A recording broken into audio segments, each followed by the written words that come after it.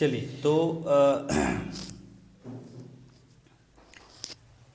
कल हमने जो है आपका आज़ाद हिंद फौज लेक्चर का फर्स्ट पार्ट किया था, ठीक है, जहां हमने देखा कि कैसे आज़ाद हिंद फौज बना, कौन लोग, जो मोहन सिंह आपके रास बिहारी बोस और आगे चल के उसको सुभाष चंद्र बोस ने लीड किया, और फिर किस तरह से इसने अटैक किया जो है ब्रिटिश टेरिटरीज पर और उस पर।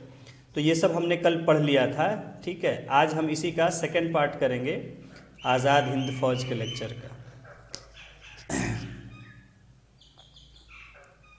You have read before that Japan herself had become an imperialist country and had joined Germany and Italy in their wars of conquest.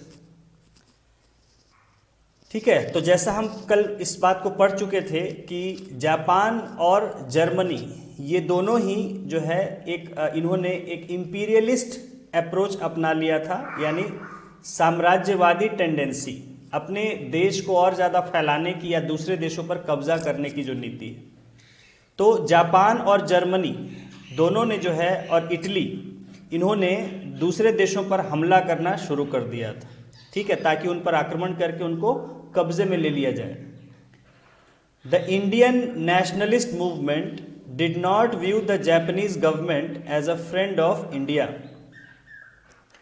तो भारत के जो राष्ट्रवादी आंदोलन करने वाले लोग थे वो जो है जापान की सरकार को एक मित्र देश की तरह नहीं देख रहे थे, क्योंकि जापान जो था एक इंपीरियलिस्ट साम्राज्यवादी शक्ति था जो कि दूसरे देशों पर आक्रमण करके उन्हें अपने अधिकार में लेने की कोशिश कर रहा था। तो उसके इस रवैये के कारण भारत के जो नेता थे, भारत के जो आंदोलनकारी नेता थे, तो वो जापान को मित्र देश की तरह नहीं देख रहे थे, वो उसको एक दुश्मन की तरह देख रहे थे। लेकिन इसमें एक आपके जो है एक्सेप्शन थे, सुभाष चंद्र बोस, जैसा मैंने कहा कि वो जापान की मदद जो है ले रहे थे और उसकी मदद से आज़ाद हिंद फौज का गठन किया और उस अपनी गतिविधियां की। Its sympathies were with the people of those countries which had fallen victims to Japan aggression. तो भारत देश की जो है, जो इसकी सहानुभूति थी, भारत देश और इसके जो आंदोलनकारी नेता थे उनकी सहानुभूति उन देशों के लोगों के साथ थी जो जापान की इस साम्राज्यवादी कोशिश का शिकार हो गए थे, यानी कि जिन पर जापान ने आक्रमण करके वहां अपना कब्जा कर लिया था। उन देशों के लोगों के साथ हमारे देश के नेताओं और जनता की सहानुभूति थी, सिंपैथी थी। हाँ, मतलब शिकार हो गए थे जापान के आक्रमण का है। हाँ हाँ, ठीक है। Netaji however believed that with the help of Azad Hind Fauj supported by Japan and a revolt inside India the British rule over India could be ended. तो इसमें सुभाष चंद्र बोस, जैसा मैंने कल आपसे चर्चा किया था कि उनका यहाँ मत थोड़ा अलग था, वो जापान को जो है उससे एक उसकी परिस्थिति से फायदा उठाने की उसमें थे। वो देख रहे थे कि अगर जापान इंग्लैंड के खिलाफ लड़ाई छेड़ रहा है तो हमें उससे मदद लेने में कोई बुराई नहीं है, और इसलिए उन्होंने जापान सरकार की मदद से आज़ाद हिंद फौज का गठन किया और देश के अंदर भी विद्रोह कराया ताकि देश में ब्रिटिश शासन को खत्म किया जा सके। द आज़ाद हिंद फौज with the slogan of Delhi चलो एंड द सैल्यूटेशन जय Hind was a source of inspiration to Indians inside and outside the country। तो आज़ाद हिंद फौज जिसका कि नारा उस समय मैंने कल आपसे चर्चा किया था कि आज़ाद हिंद फौज का नारा जो बन गया था दिल्ली चलो, जो कि सुभाष ने दिया था, एक प्रेरक स्लोगन दिया था, नारा दिया था कि दिल्ली चलो, यानी कि दिल्ली, अब हमें चल के दिल्ली को कैप्चर कर लेना है, दिल्ली पहुंच जाना है। तो दिल्ली चलो का नारा, और साथ ही साथ एक दूसरे को जो है संबोधित करने का एक जो है वाक्य दिया था, जय हिंद। यानी सभी एक दूसरे को जब मिलते थे तो जय हिंद कहते थे, इसका मतलब हिंदुस्तान की जय, हिंदुस्तान जिंदाबाद। तो जय हिंद का जो है एक दूसरे के लिए संबोधन दिया था और साथ ही साथ दिल्ली चलो का नारा दिया था। तो इसने जो है देश के अंदर और देश के बाहर, यानी भारत के अंदर और पूरी दुनिया में जो भारतीय लोग थे उनको बहुत ज़्यादा प्रेरित किया इन दो नारों ने, दिल्ली चलो और जय हिंद। ठीक है, आज भी जो है राजनीति में भी इसका प्रयोग करते हैं, दिल्ली चलो। ठीक है, जो किसी राज्य से जो है दिल्ली की तरफ अपना पहुंच बढ़ाना चाहती है राजनीतिक पार्टी, तो कहती है दिल्ली चलो। नहीं नहीं, वहाँ सरकार कैप्चर करने की बात होती है राजनीति में, कि बिहार में बना लिया अब दिल्ली चलो, है ना। नीतीश जी को हर बार उकसाया जाता है कि चलिए आप प्रधानमंत्री बन जाइए जो है, ठीक है। तो दिल्ली चलो का इसी तरह से जो है सभी पार्टियां कहती हैं कि दिल्ली चलो का मतलब, तो खैर मतलब वही है कि दिल्ली की सरकार पर हमें कब्जा करना है। ठीक है, हाँ हाँ। Netaji rallied together the Indians of all religions and regions living in Southeast Asia for the cause of India's freedom। Rallied का मतलब होता है एक साथ किसी को जमा करना। जैसे रैली वर्ड आप जानते हैं, रैली हिंदी शब्द एक तरह से बन गया, आजकल लोग बहुत कम जानते होंगे कि इंग्लिश का वर्ड है। रैली निकल रही, कहते हैं रैली जा रही है।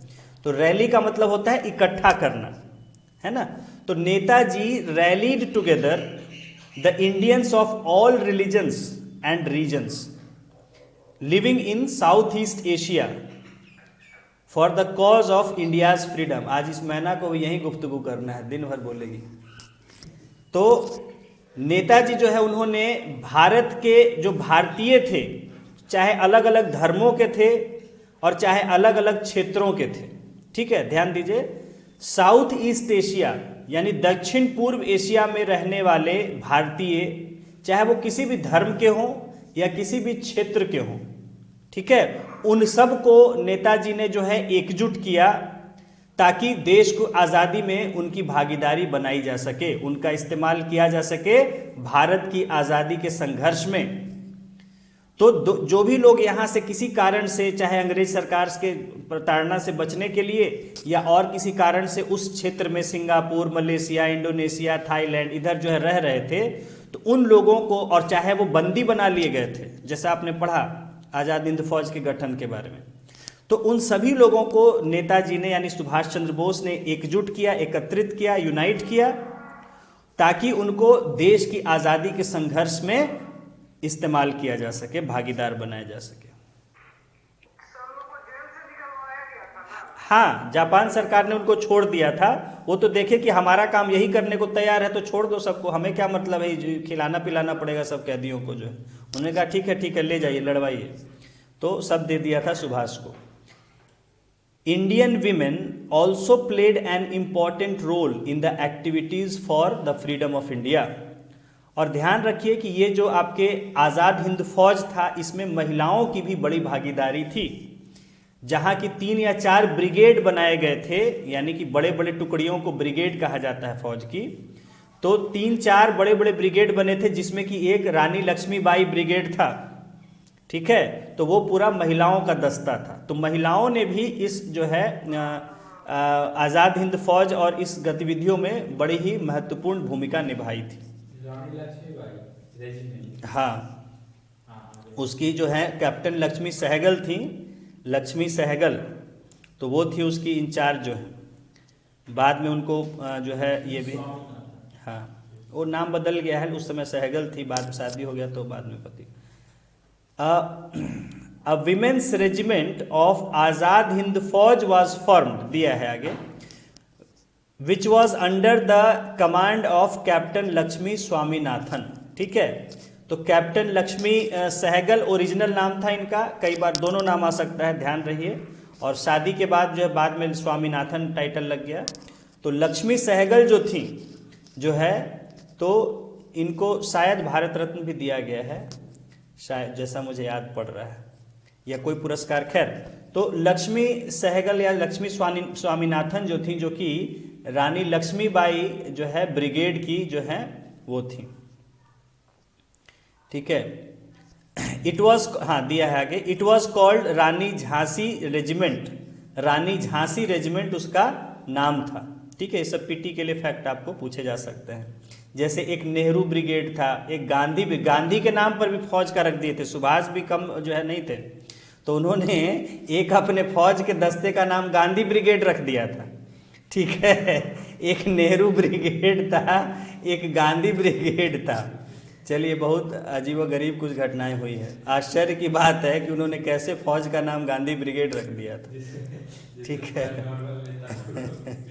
चलिए, द आजाद, हाँ हाँ हाँ, एक नेहरू ब्रिगेड था, एक गांधी ब्रिगेड था, एक रानी झांसी रेजिमेंट था। ठीक है, एक आध और थे, शायद एक सुभाष ब्रिगेड था अपने नाम पर एक था, और एक आध दो और थे, 4 या 5 थे। तो खैर, लेडीज का पूछा जाता है ज़्यादा, इसलिए रानी उसमें सॉरी लक्ष्मी स्वामीनाथन का नाम पूछा जाता है कई बार। चलिए, तो Azad Hind Fauj became the symbol of unity and heroism to the people of India. Azad Hind Fauj जो है देश के लोगों के लिए एक एकता और हौसला, निर्भय, साहस, हीरोइज्म, हीरोइज्म का मतलब साहस, करेज, ठीक है, नेतृत्व। तो आजाद हिंद फौज देश के लोगों के लिए एक एकता और साहस का जो है उदाहरण, एक प्रतीक बन गया, सिंबल यानी प्रतीक, चिन्ह बन गया। लोगों के आजाद हिंद फौज के बारे में सुन के ही लगता था कि देखिए फौज थी भारतीयों की, इतने लड़ाके थे, इतने हिम्मतवर थे, वीर थे कि देश को आजाद कराने के लिए जो है वहां से मार्च करते हुए भारत की सीमा तक लड़ते हुए, जीतते हुए चले आए थे। तो आजाद हिंद फौज देश के लोगों के लिए एक एकता और हिम्मत, साहस, करेज का जो है प्रतीक हो गया। Netaji, who had been one of the greatest leaders of India's struggle for freedom, was reported killed in an air crash a few days after Japan had surrendered। ठीक है, तो ये आपको शॉर्ट में जो है यहाँ पर हमने छोड़ दिया, क्योंकि विश्व युद्ध की चीज़ों का यहाँ पर मेंशन बहुत ज़्यादा उचित नहीं है। तो धीरे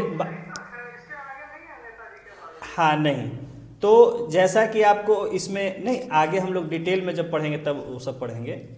तो यहाँ पर यह है कि जापान से आज़ाद हिंद फौज आपने पढ़ा कि वो आ गए भारत की सीमा तक, लेकिन यहाँ आके उनका मिशन ख़त्म हो गया था, क्योंकि ब्रिटिश फौजों ने उनको हरा दिया था, कैप्चर कर लिया था। और दूसरी तरफ जापान की अपनी ही कमर टूट गई थी जब उस पर जो है अमेरिका ने एटम बम गिरा दिया था। जापान पर जो है एटम बम गिरा दिया अमेरिका ने, तो उसकी वजह से जापान, हाँ, तो इस वजह से जापान ने सरेंडर कर दिया था। और इसी कारण जो है नेताजी का जो मेन सपोर्ट था, जो कि जापान से उनको सहयोग मिल रहा था, जो कि मेन उनका बल था, जापान सरकार हथियारों से सब तरह से उनकी मदद कर रही थी। तो जब जापान सरकार ने ही सरेंडर कर दिया तो फिर उनका भी फौज कमज़ोर पड़ गया। और इस वजह से बाद में जो है मैंने बताया कि उनके बारे में खबर आई कि एक प्लेन क्रैश में उनकी मृत्यु हो गई, और जिसका कि आज तक कोई वेरीफाई नहीं हो पाया। चलिए, सरेंडर्ड का मतलब आत्मसमर्पण कर देना। The second world war ended in 1945 with the defeat of the fascist Germany and Italy. ठीक है, तो आपको हम सेकेंड वर्ल्ड वॉर के बारे में कल डिटेल में चर्चा कर चुके थे कि क्या घटनाएं हुई थी। 1945 में जो है, जो एक तो जर्मनी जो है फंस गया था रशिया में, और वहाँ उसको निकलना मुश्किल हो गया था, उसके लाखों सैनिक वहाँ फंस गए थे और ठंड से कपकपाते हुए मर रहे थे। तो इस वजह से जर्मनी की जो है कमर टूट रही थी उधर, और जापान पर जब जो है गिरा दिया एटम बम तो जापान पूरी तरह से बर्बाद हो गया। और जापान तो इस तरह से तीनों ने सरेंडर कर दिया। इटली को भी हार का सामना करना पड़ा था कई जगह। तो इस वजह से तीनों देशों ने अपनी अपनी हार स्वीकार कर ली और वर्ल्ड वॉर जो है वहाँ ख़त्म हो गया था 1945 में। Millions of people were killed in the war. इस युद्ध में लाखों, मतलब मिलियंस, 1 मिलियन तो होता है 10 लाख, तो आप समझ लीजिए कि मिलियंस यानी कितने लाख मारे गए उसका भी हिसाब नहीं। When the war was nearing its end and Italy and Germany had already been defeated, the USA dropped atom bombs on two cities of Japan, Hiroshima and Nagasaki. ठीक है, तो जैसा मैंने आपको बताया कि जब विश्व युद्ध आगे जब 1945 नजदीक आया था तो उसमें जो है जर्मनी जो कि उसकी कमर टूट गई थी रशिया में, और इधर से फिर सभी इंग्लैंड और बाकी फ्रांस वगैरह की फौजें जो हैं वो जर्मनी के पर अटैक कर दी जाके, तो जर्मनी घिर गया था। इटली की भी हार हो चुकी थी कई जगह, और जापान।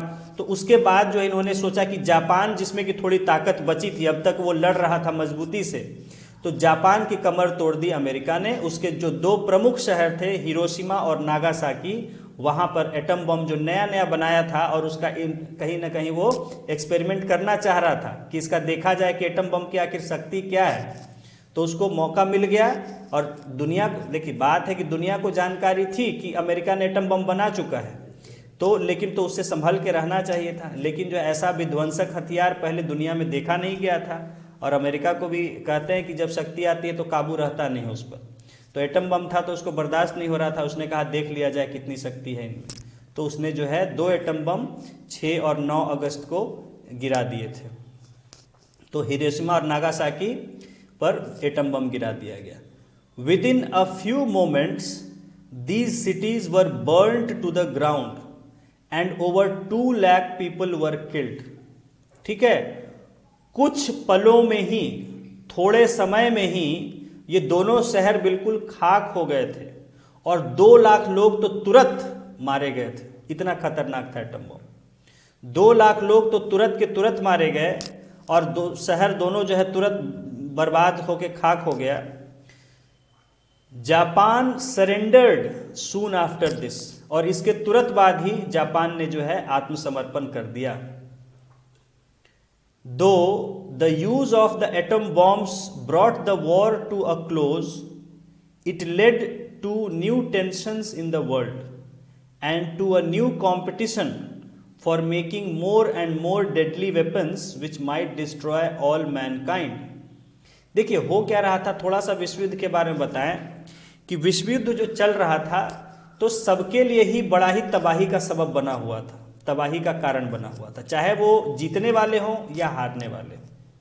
ठीक है, तो इतनी ज़्यादा नुकसान और इतना ज़्यादा जो है तबाही हो रही थी, लोग मर रहे थे, बर्बाद हो रहे थे, सब कुछ देश बर्बाद हो रहे थे। तो हर कोई सोच रहा था कि किसी तरह ये विश्व युद्ध रुक जाए, लेकिन रुकेगा कैसे? जो एक बार युद्ध शुरू हो गया तो बिना, जब तक बिल्कुल विनाश नहीं होता है तब तक तो कोई रोकना नहीं चाह रहा था। तो सभी लोग इंतजार में थे कि किसी तरह कोई घटना हो कि ये विश्व युद्ध रुके, क्योंकि इतना नुकसान बर्दाश्त नहीं कर पाते लोग जितना नुकसान हुआ था। तो इसीलिए जब एटम बम गिराया तो हालांकि बहुत ही कष्टकारी था कि आप इस तरह का इस्तेमाल कर रहे हैं हथियार लोगों के खिलाफ, लेकिन कुछ लोगों ने चैन की सांस भी ली कि कम से कम इसी बहाने युद्ध तो रुका, वरना वैसे भी इतने लोग मारे जाते। ठीक है, तो उसका नतीजा क्या हुआ एटम बम के प्रयोग का, कि हालांकि एटम बम के प्रयोग से ये विश्व युद्ध तो रुक गया, बंद हो गया, लेकिन इससे अब दुनिया में नई तरह की बातें फैल चुकी थी, नए तरह के तनाव हो चुके थे देशों के बीच में। और जब लोगों ने देखा कि एटम बम इतना शक्तिशाली है और उससे आप किसी देश को तबाह कर सकते हैं, तो उसका भय भी कितना था दूसरे देशों में, ये भी लोगों ने देख लिया कि किस तरह का भय था एटम बम के बारे में। तो इसलिए अब देशों में एक नया होड़ शुरू हो गया, कंपटीशन शुरू हो गया एक दूसरे से, कि कौन कितना ज्यादा खतरनाक हथियार बना सकता है, डेवलप कर सकता है, विकसित कर सकता है, जिससे कि इतना खतरनाक हो कि पूरा का पूरा देश या पूरी दुनिया ही तबाह हो जाए। कहना का मतलब है कि हथियारों की एक दौड़ सी चल पड़ी कि कौन किसके पास ज्यादा खतरनाक हथियार है, क्योंकि नेचुरल है कि जिसके पास ज्यादा खतरनाक हथियार होते उसी का दुनिया में दबदबा होता, उसका वर्चस्व होता।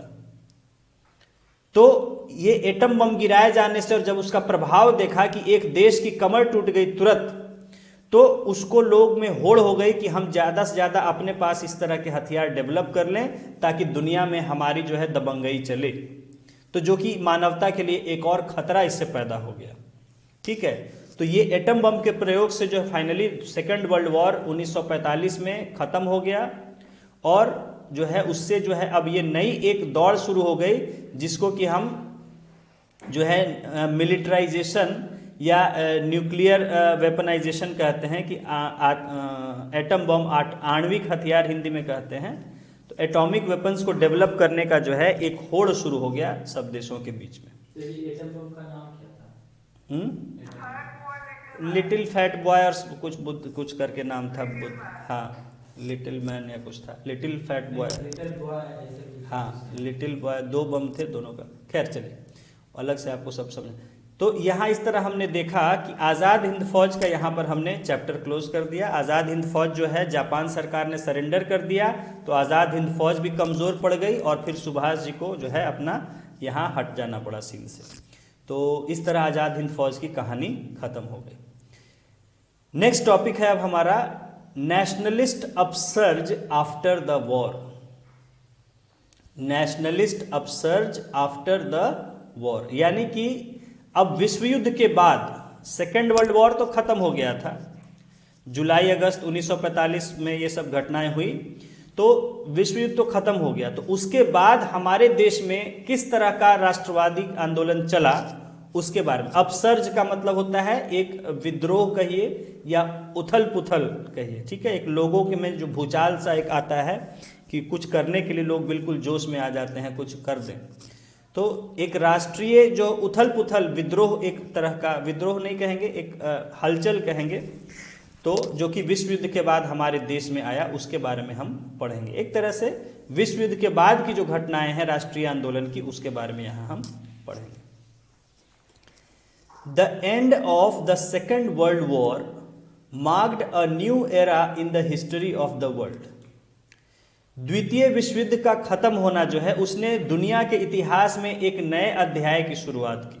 ठीक है, एक नया, जो एक दौर खत्म हो गया, पुराना दौर अलग था, अब एक मैंने आपको बताया कि एक नया दौर जहां की एटॉमिक हथियारों और इन सब की अब जो है रेस चल पड़ी थी। हर देश ज़्यादा से ज़्यादा खतरनाक हथियार डेवलप करने के लिए तैयारी में लग गया। तो एक नया दौर इतिहास का शुरू हो गया। और अगर राजनीतिक घटनाओं को भी देखें तो उनमें भी बदलाव आया। देखेंगे क्या है। The political scene had changed. देखिए एक बहुत बड़ा राजनीतिक बदलाव आया इस द्वितीय विश्व युद्ध के खत्म होने से। ठीक है, देखिए क्या है, समझिएगा। एक बहुत बड़ा दुनिया की जो राजनीति थी उसमें एक बहुत बड़ा बदलाव आया वहां से। Britain, which had been a great empire, was reduced to the position of a second-rate power। यानी आज तक दुनिया में जो ब्रिटेन का सिक्का चला करता था, ब्रिटेन का तूती बोलता था, यानी कि जो इंग्लैंड पूरे दुनिया पर शासन चल रहा था इंग्लैंड का, महारानी विक्टोरिया का शासन आपको बताया कि उनके साम्राज्य में सूर्य नहीं डूबता था, ऐसा कहा जाता था, क्योंकि दुनिया के एक छोर से दूसरे छोर तक उनका शासन था। तो ब्रिटेन जो कि अब तक दुनिया में सबसे शक्तिशाली पावर था, अब अमेरिका जो है वो हावी हो गया, क्योंकि उसके पास एटम बम था। और ब्रिटेन जो है अब दूसरे दर्जे का, दूसरे सेकंड क्लास जो है पावर हो गया। तो यहां पर ये राजनीतिक बदलाव आया कि ब्रिटेन की जो दुनिया में महत्व था, इंपॉर्टेंस था, डोमिनेंस था, वो घट गया। और अब जो है धीरे धीरे अमेरिका, आज आप लोग अमेरिका को जानते हैं, आज आप लोग हर चीज में अमेरिका सोचते हैं, लेकिन एक समय ऐसा नहीं था। एक समय ब्रिटेन था दुनिया का सबसे नामी और पावरफुल देश। लेकिन उसके बाद यही जब एटम बम गिराया तो उससे दुनिया में अमेरिका का वर्चस्व कायम हो गया। सब लोग अमेरिका से डर गए कि इसके पास एटम बम है। तो अब जो है ब्रिटेन की हालत दूसरे दर्जे के पावर शक्ति की हो गई। अब वो पहला, दुनिया में पहला शक्ति नहीं था। The USSR emerged as one of the two great powers in the world, the other being the USA। ठीक है, अब ये सब भी आप लोग देखेंगे बदल चुका है, करंट वगैरह में समझेंगे तो। उस समय की जो हालत था कि एक तो यूएसए उभरा और दूसरा USSR जो बना था, तो वो भी जो दूसरा महान शक्ति के रूप में दुनिया में उभरा। एक तरफ अमेरिका था और दूसरी तरफ USSR, ब्रिटेन चला गया कहीं पीछे। तो दुनिया में अब इन्हीं दोनों शक्तियों का जो है जलवा कायम हो गया। एक था अमेरिका क्योंकि उसके पास एटम बम था, दूसरा था यूएसएसआर जो कि बहुत बड़ा था, बहुत बड़ी फौज थी उसके पास, और उसके पास भी बहुत खतरनाक हथियार थे। कुछ सालों बाद ही उसने भी अपना एटम बम वगैरह डेवलप कर लिया था। ठीक है, बहुत बाद समय नहीं लगा था उसको भी। तो इसलिए अब ये दोनों, तो दुनिया अब इन दोनों को पर नजरें टिकाए बैठ गई। यही दोनों दुनिया के लीडर हो गए, सबसे दबंग देश हो गए, अमेरिका और USSR. The war had been fought in the name of freedom and democracy. देखिए, आपको कल पढ़ाया था कि ये जो विश्व युद्ध चल रहा था ये किस आधार पर चल रहा था। इसका आधार था कि हमें दुनिया में स्वतंत्रता और लोकतंत्र को बचाए रखना है। और ये फांसीवादी जो देश हैं, जर्मनी, इटली, जापान और कई से, ये लोग जो है ये लोकतंत्र के भी खिलाफ थे और दूसरों की आज़ादी भी छीन लेना चाहते थे। ये कहते थे नहीं, हमें शासन का अधिकार है, बाकियों को गुलाम बनने का अधिकार है। तो इसलिए ये आज़ादी, ये जो सेकेंड वर्ल्ड वॉर है, किस लिए लड़ा गया? ताकि दुनिया में स्वतंत्रता यानी आज़ादी और लोकतंत्र को बचाए रखा जा सके। It's and brought about a new political atmosphere in the world. तो ये जब विश्व युद्ध जो खत्म हुआ, समाप्त हुआ, इसके अंत ने जो है एक नए तरह का राजनीतिक माहौल बना दिया दुनिया में। द्वितीय विश्व युद्ध के अंत ने दुनिया में एक नए तरह का राजनीतिक माहौल बना दिया। Many countries in eastern Europe became socialist. तो पूर्वी यूरोप के, ईस्टर्न यूरोप यानी कि जो रशिया के आसपास का उधर के जो देश हैं, जापान और बाकी सब जो है, तो जो ईस्टर्न यूरोप के जो बहुत सारे कंट्रीज हैं वो जो है समाजवादी हो गए। उन्होंने समाजवादी विचार को अपनाया, समाजवादी सरकार को अपनाया, सोशलिस्ट हो गए। The international position of all imperialist countries was weekend. और दुनिया में जो साम्राज्यवादी देश थे पहले के, जितने भी देशों के जहाँ तहाँ कॉलोनीज थे, इंग्लैंड, फ्रांस, स्पेन, पोर्चुगल, ये सब तो थे ही, इटली, साथ ही साथ जर्मनी, इटली, जापान वगैरह भी जो थे, यानी जितने भी तरह के जो साम्राज्यवादी देश थे इससे पहले, उन सब की स्थिति बहुत कमज़ोर हो गई। यानी कि अब उनको दुनिया में कोई वैल्यू नहीं दे रहा था। ठीक है, क्योंकि दुनिया में अब साम्राज्यवाद के खिलाफ माहौल बन चुका था। ठीक है, तो इसलिए अब इनकी स्थिति जो थी, जो इनका वर्चस्व था दुनिया में, ठीक है, जो हर ये हावी रहते थे, तो वो अब इनको कोई उतना नहीं पूछ रहा था। There was wide spread political struggle all over Asia and Africa for independence.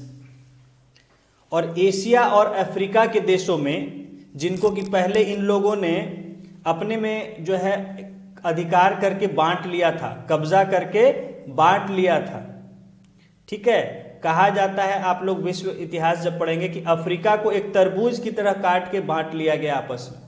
जैसे लोग खाने बैठते हैं तो तरबूज को कई हिस्सों में अपने अपने हिसाब से काट लेते हैं कि मैं ज़्यादा खाऊंगा, मैं कम खाऊंगा, उतना काट के हिस्सा रख लेते हैं।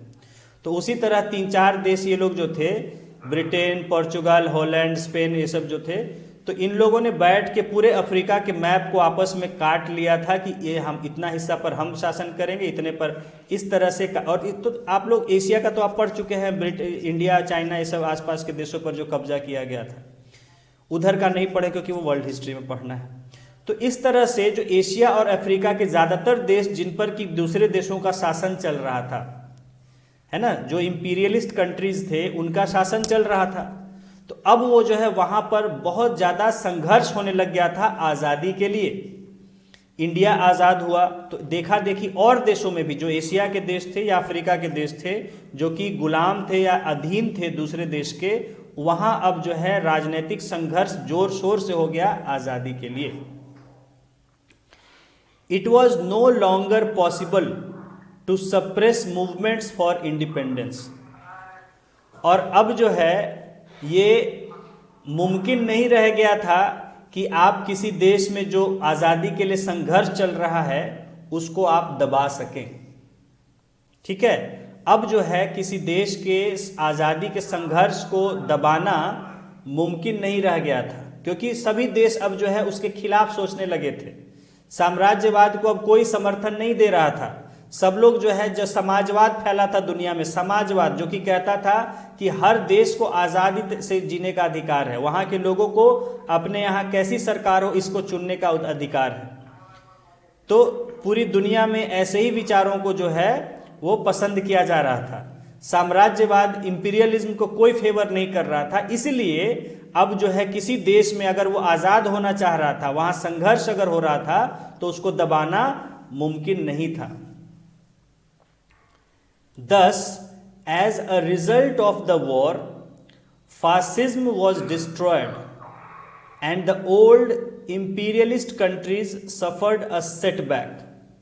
ठीक है, तो इसलिए जो है इस युद्ध के परिणाम के रूप में, है ना, जो इस विश्व युद्ध का परिणाम हुआ, क्या हुआ कि फासीवाद पूरी तरह से बर्बाद हो गया, तबाह हो गया, यानी फासीवादी देश जो है उनका कोई अस्तित्व नहीं रहा। And the old imperialist countries suffered setback, और जो पुराने जो साम्राज्यवादी देश थे उनको गहरा धक्का लगा था। आपने देखा कि उनको कोई अब मान नहीं रहा था, कोई भी समर्थन नहीं कर रहा था, सभी देश आज़ाद होना चाह रहे थे, तो उनको भी गहरा धक्का लगा था इस विश्व युद्ध के परिणाम में। In Britain the labour party came to power. Britain में जो है, जो पहले से लोग शासन कर रहे थे, सरकार चला रहे थे, इतना खर्च हुआ, ब्रिटेन की तो कमर टूट गई थी अपनी, कि मैं, एक तो जर्मनी ने अटैक कर दिया था, वो तो अलग बात है, और इतनी लड़ाइयाँ जगह जगह लड़ रहा था कि इन लड़ाइयों में इतना, हालांकि वो जीता था, और जीता इसलिए था क्योंकि अमेरिका ने एटम बम गिरा दिया था, लेकिन इतना ज़्यादा उसके आर्थिक हालत खराब हो गई थी कि उसको अब संभल पाना ही मुश्किल था, तो वो दूसरे पर क्या कब्जा करता। ठीक है, तो वहाँ जो है इस इतना जो खर्च हुआ और इतना जो देश के संसाधन बर्बाद हुए, इतनी तबाही हुई देश की, तो उसके लिए जिम्मेदार लोगों ने सरकार को ठहराया, और इसलिए उस सरकार को बदल के अब मजदूरों की जो पार्टी थी, लेबर पार्टी, उसकी जो है नई सरकार आई। ठीक है, हाँ, मजदूरों को हाँ, मजदूरों की, यानी मजदूरों और उनको सपोर्ट करने वाली पार्टी है, तो नाम ही है लेबर पार्टी जो है। There were many people in the Labour Party who sympathized with the Indian people's struggle for independence.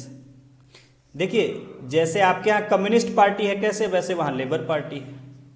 ठीक है, तो बहुत से लोग थे लेबर पार्टी में जो कि भारत में जो संघर्ष चल रहा था आज़ादी के लिए, उसका समर्थन करते थे, उनसे सहानुभूति थी उन्हें कि नहीं, ये गलत हो रहा है भारत के लोगों के साथ, तो उनको जो है सब, उनको सहानुभूति थी, वो समर्थन करते थे यहाँ के संघर्ष का।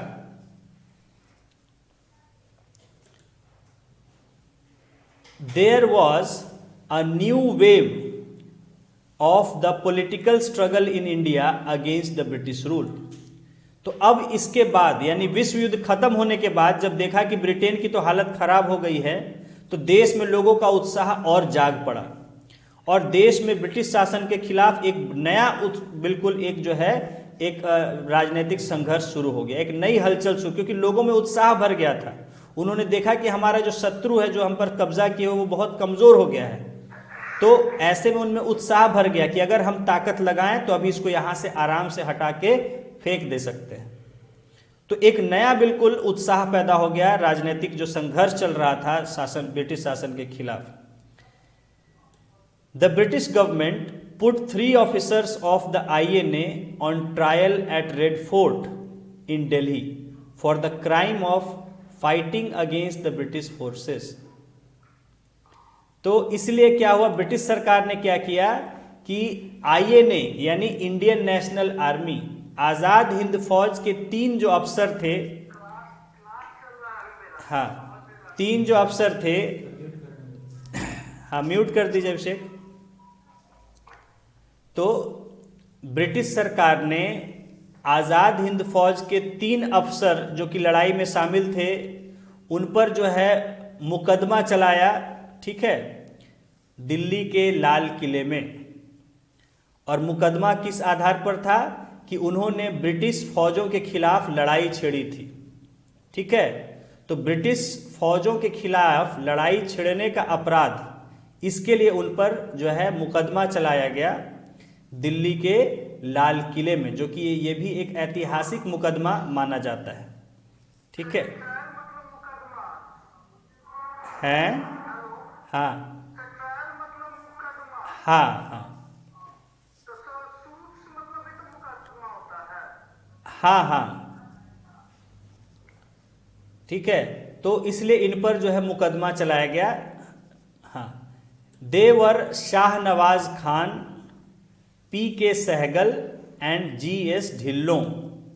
ठीक है, तो ये तीन जो अफसर थे, बड़ा इनका नाम पूछा जाता है और बड़ा जोश के साथ, उत्साह के साथ इनका नाम याद रखा जाता है।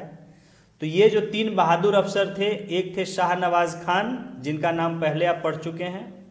दूसरे थे Prem Kumar Sehgal, P K Sehgal short में हम उन्हें कहते हैं, प्रेम कुमार सहगल। और तीसरे थे गुरजीत सिंह ढिल्लों, गुरजीत सिंह ढिल्लों, शॉर्ट में उन्हें जीएस ढिल्लों लिखते हैं। तो ये तीन बहादुर अफसर जो थे आज़ाद हिंद फौज के, इन पर जो है ब्रिटिश सरकार के खिलाफ युद्ध करने का जो है अपराध और उसके लिए मुकदमा चलाया गया दिल्ली के लाल किले में।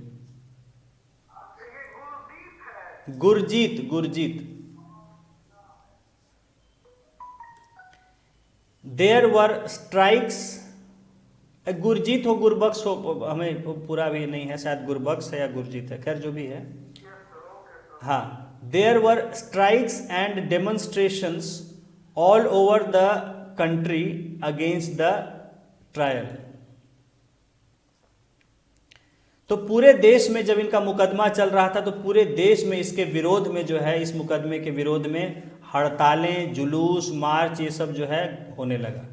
पूरा देश जो है आंदोलित हो गया कि इतने बहादुर अफसर जो हमारे जो हैं राष्ट्रीय, जो एक क्रांतिकारी हैं एक तरह से, जो देश के लिए लड़े हैं, और उन पर जो है मुकदमा चलाया जा रहा है लाल किले में। तो इसलिए पूरे देश में आंदोलन होने लग गया, विरोध, जुलूस, हड़ताल, ये सब होने लग गया।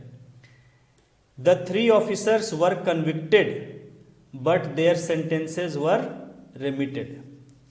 तो इन तीनों को एक्चुअली दोषी पाया गया था युद्ध अपराध का। युद्ध करना एक अपराध माना जाता है और उसको युद्ध अपराध, वॉर क्राइम कहा जाता है। ठीक है, तो तीनों को ही दोषी पाया गया वहाँ ब्रिटिश जज के द्वारा। मुकदमा बहुत ही ऐतिहासिक था, जिसमें कि वकील बने थे जवाहरलाल नेहरू, तेज बहादुर सप्रू, विट्ठल भाई पटेल, कई लोग थे जो कि ये केस लड़े थे, उनके भी नाम पूछे जाते हैं। ठीक है, तो किन वकीलों ने लड़ाई, तो आईएनए ट्रायल इसको कहा जाता है, आईएनए ट्रायल। ठीक है, तो हालांकि कितना ही इन्होंने दलील दिया, लेकिन अंततः जो है इनको दोषी पाया गया था अपराध का और मौत की सजा सुनाई गई थी। लेकिन देश में इतना ज्यादा विरोध हुआ, इतना इसका विरोध हुआ कड़ाई से पूरे देश में, कि फिर इसके खिलाफ जो है अपील किया गया प्रिवी काउंसिल में। लंदन में होती थी जो किंग की काउंसिल होती थी, उसको किंग्स काउंसिल या प्रिवी काउंसिल कहते थे। तो देश में जो सुप्रीम कोर्ट था उसके खिलाफ वहीं अपील हो सकती थी लंदन में। तो नहीं, लंदन में अपील नहीं, सॉरी, हाँ। तो इसमें क्या हुआ कि इतना विरोध हुआ कि जो है राजा के आदेश पर वहां से ब्रिटेन से आदेश आया और उसके आधार पर इनकी सजा को जो है बदल दिया गया। सुप्रीम कोर्ट ने यहाँ जो सजा सुनाई थी उसको बदल दिया गया जनता का विद्रोह देखते हुए। पहली बार इतिहास में ये देखा गया कि जनता के विद्रोह को देखते हुए किसी सजा, किसी मुकदमे के फैसले को बदला गया। तो यही यहाँ पर लिखा गया है कि बट वर रेमिटेड, यानी इनकी सजा को छोड़ दिया गया था, खत्म कर दिया गया था। सेंटेंस का मतलब है यहाँ सजा, सेंटेंस का मतलब सजा होता है। हाँ, रेमिटेड का मतलब है कि उसको एक तरह से खत्म कर देना। ठीक है, हाँ हाँ। Students played a very important role in organising protests against the trial of the INA officers. ठीक है, यहाँ पर आप लोग देख सकते हैं, इनका फोटो इन लोगों का दिया हुआ है, शाहनवाज खान, गुरजीत सिंह ढिल्लों और प्रेम कुमार सहगल, ये सब का। खैर, तो स्टूडेंट्स ने जो है इनके जो ट्रायल चल रहा था आईएनए ऑफिसर्स का, इनके खिलाफ जो है जगह जगह जुलूस करना, विरोध करना, है ना, हड़ताल करवाना, इन सब में जो है बहुत ही ज़्यादा बढ़ चढ़ के भाग लिया था स्टूडेंट्स ने, और उसमें जो है आखिरकार सफल रहा था उनका विरोध। Demonstrations, strikes and hartals to end the British rule continued. ठीक है, तो ये जो विरोध प्रदर्शन, जुलूस और हड़तालें चल रही थी, ये केस खत्म होने के बावजूद जो है आगे ब्रिटिश शासन को यहां से हटाने के लिए चलता रहा। People plunged themselves into the last battle for freedom. और जैसा कि पहले ही महात्मा गांधी ने कह दिया था कि अब ये अंतिम दौर है, अब आपको आज़ादी पा ही लेना है, तो लोगों ने फिर अपने आप को जो है इस अंतिम जो संघर्ष था आज़ादी का, उसमें फिर से झोंक दिया अपने आप को। प्लंज्ड मतलब पूरी तरह से लगा देना। There was disaffection in the armed forces also. ठीक है, तो दूसरी तरफ क्या हुआ कि जो ब्रिटिश फौजें थी उनमें भी जो है एक तरह से विद्रोह होने लग गया। डिसअफेक्शन मतलब एक तरह से जो सैनिक होते हैं, जब उनका अपने ऑफिसर्स पर या उस सरकार पर से विश्वास हट जाता है, उसको डिसअफेक्शन कहा जाता है। अब किसी से विश्वास हट जाना उसको कहा जाता है डिसअफेक्शन। तो जो भी ब्रिटिश सैनिक मतलब ब्रिटिश फौज थी, उसका भी जो है डिसअफेक्शन यानी कि उसका भी विश्वास खत्म हो गया सरकार पर से। इन February 1946 the ratings of the Royal Indian Navy revolted at many places। देखिए एक और घटना हुई जिसके बारे में पूछा जाता है अक्सर पीटी में। तो ये साल 45 चल रहा था, खत्म होते होते अब आया साल 1946।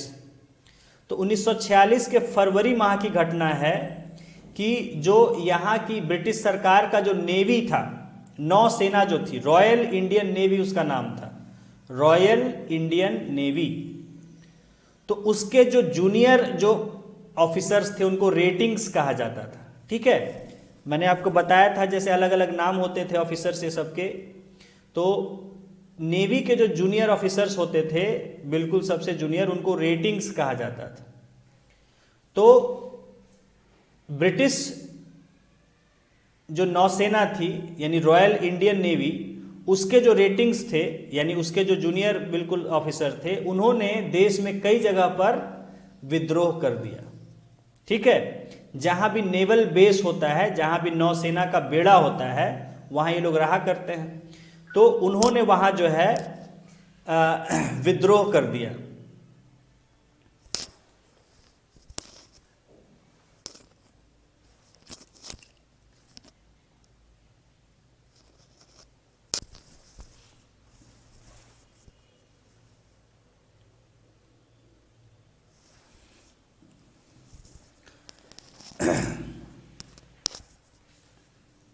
इसके बारे में भी पूछा जाता है कि ये घटना कब घटी थी।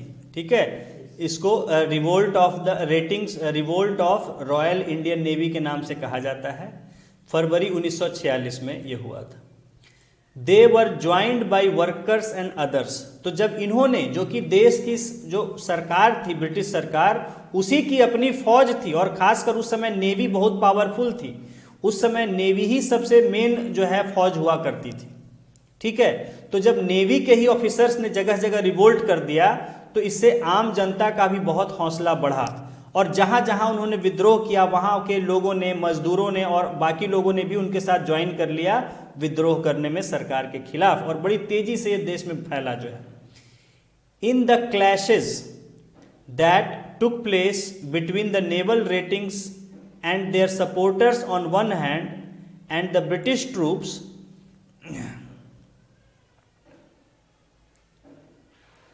and police on the other, about 300 people were killed in Bombay। ठीक है, तो ये आपने जो पढ़ा कि रॉयल इंडियन नेवी का जो रेटिंग्स ने विद्रोह किया, तो सबसे बड़ी घटना इसकी बम्बई में हुई थी। ठीक है, वहां जो है लगभग जो झड़प हुई, एक तरफ तो कौन था, एक तरफ पुलिस थी और दूसरी तरफ जो विद्रोह करने वाले रेटिंग्स और उनका साथ देने वाले जो लोग, मजदूर, आम जनता जो भी थी, इनके बीच में जो झड़प हुई, तो उसमें लगभग 300 लोग बंबई में मारे गए। बीच में आपने देखा कि कुछ फोटोज हैं जो कि दिखा रहे हैं, जैसे एक फोटो में हम देख सकते हैं INA ट्रायल जो चल रहे थे, तो उसके लिए जो वकील जा रहे थे, इसमें देखिए फोटो में दिखाया गया है कैलाश नाथ काटजू, तेज बहादुर सप्रू और जवाहरलाल नेहरू, ये जा रहे हैं डिफेंड करने के लिए। ये वकील थे, कैलाश नाथ काटजू, नाम लिख लीजिए, कैलाश नाथ काटजू, शॉर्ट में KN काटजू भी इनको कहा जाता है, ठीक है। तेज बहादुर सप्रू एंड जवाहरलाल नेहरू, ये जो है उनके बचाव करने के लिए जा रहे हैं, उनका फोटो दिया गया INA ट्रायल का। उसके बाद जो है ये जब INA ट्रायल चल रहा था तो जो जुलूस जो है जगह जगह हो रहे थे, विद्रोह हो रहे थे, तो कलकत्ता में जो रैली निकल रही थी विद्रोह में, उसका फोटो दिया गया है आपको। और फिर आप एक फोटो में देख सकते हैं कि जो आपके जो लोगों ने विद्रोह किया था, रॉयल इंडियन नेवी के रेटिंग्स ने, यानी उसके जूनियर ऑफिसर्स ने जो विद्रोह किया था, उनको गिरफ्तार करके गाड़ी में ले जाया जा रहा है, ठीक है। तो उसका फोटो वगैरह आप यहाँ देख सकते हैं। तो हाँ, P for parrot, Kailash Nath Katju, Kailash Nath Katju.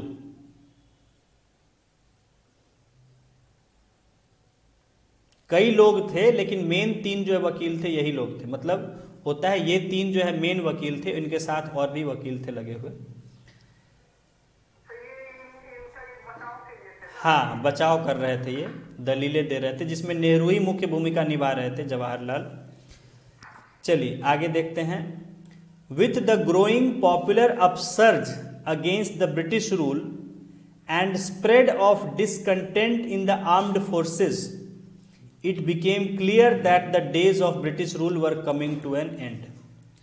तो जब ये देखा गया, सरकार ने जब ये देखा कि जो सरकार का विरोध है, सरकार की जो प्रति उसके खिलाफ की जो भावना है वो पूरे देश में फैल चुका है, एक नई हलचल मच गई है पूरे देश में। और ऐसे माहौल में जबकि ब्रिटिश सरकार की फौजों में भी उसके खिलाफ भावना जो है बैठ गई थी, जो देखा गया कि रॉयल इंडियन नेवी के लोगों ने विद्रोह कर दिया जगह जगह, तो अब ये लोगों को समझ में आ गया कि जब उनकी अपनी फौज विद्रोह कर रही है तो अब उनके ज़्यादा दिन यहाँ रह नहीं गए, तो जल्दी ही इनका यहाँ से खात्मा हो जाएगा, ऐसा सभी समझ चुके थे। The British rulers realized that it was no longer possible to hold the Indian people in subjugation। और ब्रिटिश जो यहाँ शासक थे उनको भी समझ में आ गया कि अब भारत के लोगों को अपने अधीन रख पाना अब ज़्यादा समय तक संभव नहीं है, क्योंकि जब उनकी फौज ही नहीं साथ देने को तैयार थी, माहौल खराब हो गया था, और अपनी तो उनकी कमर टूट गई थी विश्व युद्ध में, जो तो अलग था ही, और फिर सरकार भी वहाँ बदल चुकी थी, जो वहाँ की जो सरकार थी ब्रिटिश सरकार, उनका भी इरादा ऐसा कुछ नहीं था। तो जो लोग यहाँ शासन जो बनाए हुए थे, ब्रिटिश शासन, ईस्ट इंडिया कंपनी के जो भी लोग थे समर्थक, वो ये समझ गए कि अब भारत के लोगों को और ज़्यादा अपने अधीन रख पाना लंबे समय तक पॉसिबल नहीं है। तो ये जो है टॉपिक हमारा ख़त्म हो गया, ठीक है। अधीन रख पाना, अपने अधीन रखना, अपने नियंत्रण में, अपने शासन में रखना। तो हमने जो है, जो सेकेंड वर्ल्ड वॉर ख़त्म होने के बाद जो यहाँ घटनाएं घटी आंदोलन में हमारे आज़ादी के, उन चीज़ों को हमने पढ़ा।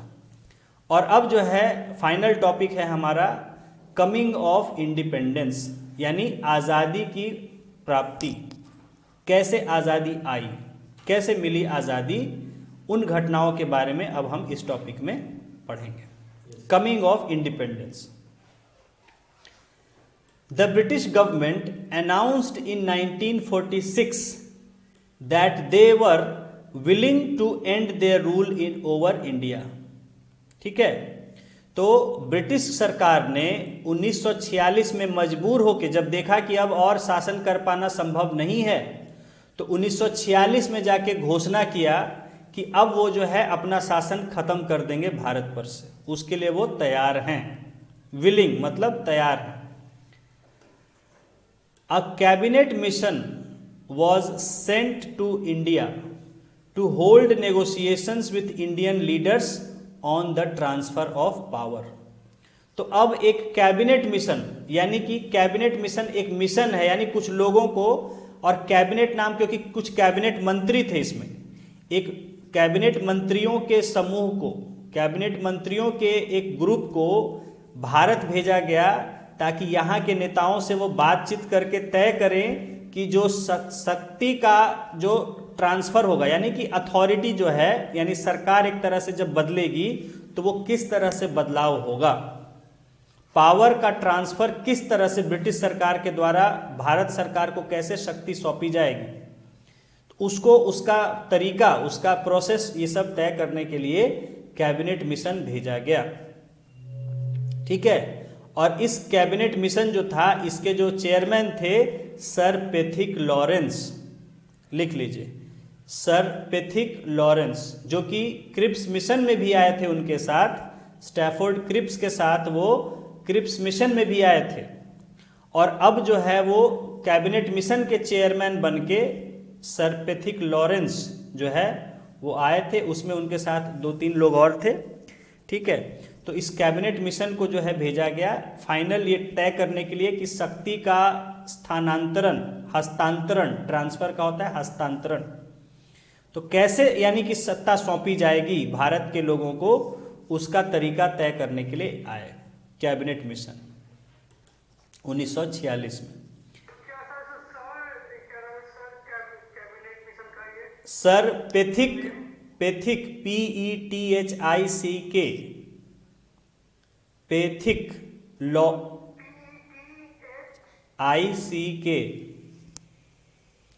Pethick Lawrence, LAWRENCE, Lawrence. ठीक है, चूंकि ये सभी लोग कैबिनेट मिनिस्टर्स थे जो भी आए थे, इसलिए इसको कैबिनेट मिशन कह देते हैं। It proposed the,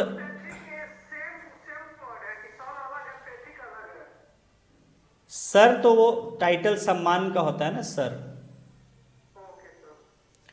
it proposed the formation of N interim government and convening of a constituent assembly composed of members elected by provincial legislatures and nominees of the rulers of Indian states। अब ध्यान से सुनिए, तो cabinet mission ने क्या प्रस्ताव दिया लोगों को यहां, उसने कहा it proposed the formation of N interim government, उन्होंने कहा कि अभी जो है कुछ समय के लिए, जब तक जो है फाइनली दूसरी जो नई सरकार नहीं आती है, तब तक एक टेम्पोररी, है ना, कार्यवाही सरकार जो है बनाई जाए, इंतरिम गवर्नमेंट उसको हिंदी में कहते हैं, सॉरी इंग्लिश में, हिंदी में अंतरिम सरकार या कार्यवाहक सरकार कहते हैं। तो एक अंतरिम सरकार बनाई जाए, और साथ ही साथ, हाँ टेम्पोररी होता है जब तक कि, हाँ जब तक कि एक उचित सरकार नहीं आती है नए आज़ाद देश में, तब तक कार्यवाही चलाने के लिए एक सरकार बनाई जाए। तो अंतरिम सरकार बनाई जाए, और साथ ही साथ convening of a constituent assembly, एक संविधान सभा का आयोजन किया जाए, एक संविधान सभा गठित की जाए, कन्वीनिंग, गठन किया जाए। संविधान सभा में कौन लोग होंगे, composed of members elected by provincial legislatures and the nominees of the rulers of Indian states. उन्होंने कहा कि संविधान सभा का गठन किया जाए, जिसके जो मेंबर्स, जो सदस्य होंगे, उनका चुनाव प्रोविंसेस में तो उनके लेजिस्लेचर्स के द्वारा किया जाए, यानी प्रोविंसेस में, सूबों में, वहाँ की जो लेजिस्लेचर्स हैं, यानी कि असेंबली और काउंसिल जो थे, उनके मेंबर्स चुनते, समझ रहे हैं, उनके मेंबर्स के द्वारा चुना जाता। ठीक है, देखिए जो उन्होंने मांग किया था कांग्रेस ने कि आम जनता वोट करके चुने, वो नहीं माना गया इसमें। इन्होंने कहा कि नहीं, आम जनता नहीं, बल्कि उन्होंने जो भी हैं वहाँ की जो लेजिस्लेचर्स हैं उनके मेंबर्स चुनेंगे कि उन प्रोविंसेस से कौन मेंबर होंगे कॉन्स्टिट्यूएंट असेंबली में। और जो देसी रियासतें हैं वहां से जो उनके शासक हैं, जो रूलर्स हैं, वो जिनको चुन के अपनी तरफ से भेजेंगे, नॉमिनीज, जिनका भी नाम वो देंगे, यानी कोई चुनाव नहीं होगा, जिनका नॉमिनी का मतलब होता है जिसका नाम आपने दे दिया वो हो गया। तो उनके जो नॉमिनीज होंगे रियासतों में राजाओं के, वो लोग होंगे वहां से। ठीक है, तो दो पार्ट था हमारा इंडिया, एक तो ब्रिटिश इंडिया था और दूसरा था जो देसी रियासत थे 562 से ज्यादा। तो ब्रिटिश इंडिया का जो एरिया था वहां से तो जो प्रोविंस है उस प्रोविंस से वहां के लेजिस्लेचर्स के मेंबर वो चुनेंगे कि वहां का रिप्रेजेंटेटिव कौन होगा इस कॉन्स्टिट्यूएंट असेंबली में। और जो प्रिंसली स्टेट्स थे वहां के जो रूलर्स थे वो जिसका नाम भेजेंगे यानी नॉमिनेट करेंगे, जिसको नॉमिनीज जो होंगे उनके, वो जो है वहां के रिप्रेजेंटेटिव मान लिए जाए होंगे कॉन्स्टिट्यूएंट असेंबली में। तो इस तरह से एक कॉन्स्टिट्यूएंट असेंबली जो है वो गठित की जाएगी, बनाई जाएगी। तो ये दो चीजों का उन्होंने कहा, एक कहा कि एक अंतरिम सरकार बनाई जाएगी और दूसरा कहा कि एक संविधान सभा यानी कॉन्स्टिट्यूएंट असेंबली का गठन होगा, जिसमें जो है मेंबर्स प्रोविंसेस से आएंगे, वहां के लेजिस्लेचर्स से चुने के, और जो देसी रियासतें प्रिंसली स्टेट्स हैं वहां के राजाओं के जो नॉमिनीज होंगे वो उनमें होंगे। ठीक है। N interim government headed by Jawaharlal Nehru was formed. तो एक अंतरिम सरकार बनी जिसमें कि जवाहरलाल नेहरू उस सरकार के प्रमुख थे, यानी एक तरह से प्राइम मिनिस्टर थे। ठीक है, एक तरह से। तो उस समय जो जवाहरलाल नेहरू के लीडरशिप में एक अंतरिम सरकार बनी। The Muslim league and the princess refused to participate in the deliberations of the Constituent Assembly, which started its work of framing the Constitution in December 1946. तो क्या हुआ देखिए कि जब संविधान सभा का इस तरह से गठन हुआ जैसा कैबिनेट मिशन ने कहा, तो मुस्लिम लीग और जो राजा लोग थे उन्होंने मना कर दिया इसके जो है कार्यवाही में भाग लेने से। कॉन्स्टिट्यूएंट असेंबली के यानी संविधान सभा के कार्यवाही में भाग लेने से मुस्लिम लीग ने और देसी रियासतों के जो शासक थे, राजा लोग, नवाब लोग, उन लोगों ने संविधान सभा के कार्यवाही में हिस्सा लेने से मना कर दिया। और जिस संविधान सभा ने अपना काम कब से शुरू किया, दिसंबर 1946 से उसने संविधान बनाने का काम शुरू कर दिया। ठीक है, हाँ वो सब आप पॉलिटी में पढ़ चुके हैं ये बातें। तो कॉन्स्टिट्यूएंट असेंबली ने दिसंबर 1946 से अपना काम शुरू कर दिया, लेकिन उसमें मुस्लिम लीग और राजाओं ने जो है वो भाग लेने से मना कर दिया। The Muslim league pressed it's demand for a separate state of Pakistan. अब इधर नई घटना क्या हुई कि मुस्लिम लीग ने जो है वो एक नए अलग देश पाकिस्तान के लिए मांग उठानी शुरू कर दी, जो कि आपको हम चर्चा कर चुके हैं। ठीक है, तो पाकिस्तान की मांग पहले से उठना शुरू हो गई थी और अब जो है बिल्कुल, अच्छा, पाकिस्तान शब्द का इस्तेमाल पहली बार इकबाल ने किया था, मोहम्मद इकबाल। पूछा जाता है, लिख लीजिए कि पाकिस्तान शब्द किसने दिया था। ठीक है, तो पाकिस्तान शब्द दिया था जो मशहूर उर्दू कवि थे मोहम्मद इकबाल, उन्होंने दिया था। तो मुस्लिम लीग ने जो है एक पाकिस्तान नाम के नए देश की मांग कर दी और उस पर जोर, मांग तो बहुत दिन से कर रहे थे लेकिन अब उस पर बिल्कुल कर दिया कि हमें चाहिए ही चाहिए, जोर दे दिया। प्रेस्ड इट्स डिमांड, यानी बिल्कुल अब जोर दिया कि हमें अब लेना ही है अलग देश Pakistan. Lord Mountbatten, who came to India in March 1947 as the new viceroy, presented a plan for the division of India into two independent states, India and Pakistan.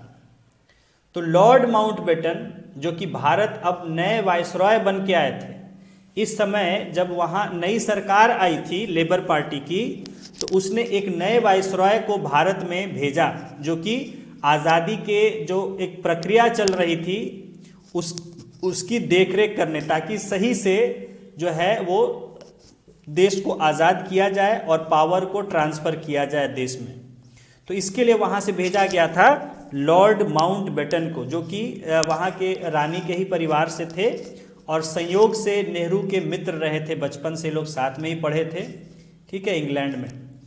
तो ये नए वाइसरॉय बन के, और ये भी कारण था इनको भेजने का कि वहाँ के लोग जान रहे थे कि नेहरू जो कि यहाँ आपके एक प्रमुख नेता थे देश के, तो उनसे उनका चूँकि एक अच्छा संबंध सबको पता था कि साथ में पढ़े हैं, साथ में बड़े हुए हैं काफ़ी समय, तो इसलिए ताकि अच्छा संबंध है तो उससे हो सकता है उनको कुछ कोऑपरेशन मिल जाएगा नेहरू से, ठीक है, इस वजह से उनको यहाँ भेजा गया। और एक तेज तरार ऑफिसर भी थे माउंटबेटन, इसमें भी कोई शक की बात नहीं।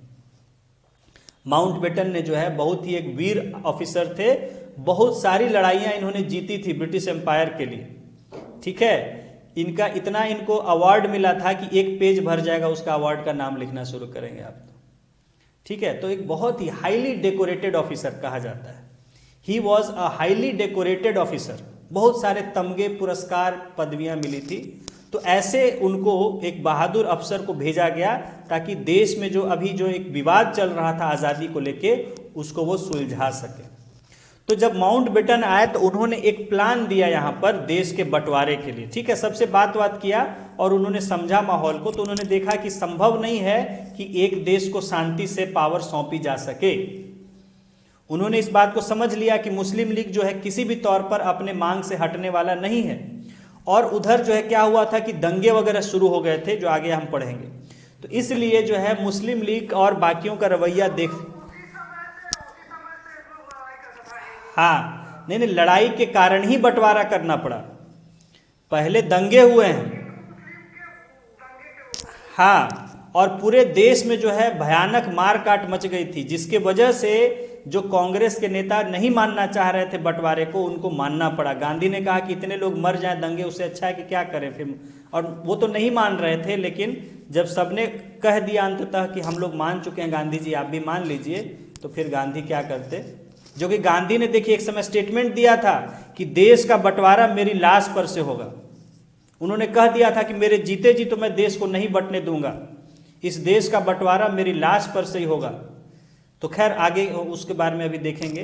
तो यहाँ क्या हुआ कि माउंटबेटन आए और जैसा उन्होंने माहौल देखा देश का और लोगों का मिजाज जो है अलग अलग पार्टियों का देखा, तो उन्होंने एक प्लान दिया देश के दो हिस्से में बंटवारे के लिए। मांग तो कई लोग रहे थे, ये समझिए, ऐसा नहीं कि सिर्फ पाकिस्तान ही की मांग चल रही थी, कई अलग अलग हिस्सों की मांग चल रही थी, ठीक है। लेकिन ये तय हुआ कि नहीं, तो दो ही हिस्सा होगा और वो है एक भारत और एक पाकिस्तान, ठीक है। तो इसी को माउंटबेटन प्लान कहा जाता है। देखिए कई बार माउंटबेटन प्लान के नाम से आपसे क्वेश्चन पूछे जाते हैं पीटी वगैरह में या कहीं जगह। तो जो उन्होंने प्लान दिया था उसी को माउंटबेटन प्लान कहा जाता है। और एक दो प्लान इससे पहले आए थे, वो डिटेल में वेवेल आए थे, लॉर्ड वेवेल थे इससे पहले वाइसरॉय, उनके प्लान को वेवेल प्लान कहा जाता है। या इसी बीच राजगोपालाचारी जो थे, चक्रवर्ती राजगोपालाचारी ने भी एक जो है इसमें दिया था कि कैसे किया जाए, उसको राजगोपालाचारी फार्मूला कहा जाता है या CR फार्मूला कहा जाता है। तो ये सब खैर ये सब लागू नहीं हुए थे, अंततः जो है माउंटबेटन का जो प्लान था वही लागू हुआ था। तो यहाँ माउंटबेटन ने प्लान दिया कि भारत को दो हिस्सों में बांट दिया जाए, एक है इंडिया और दूसरा पाकिस्तान।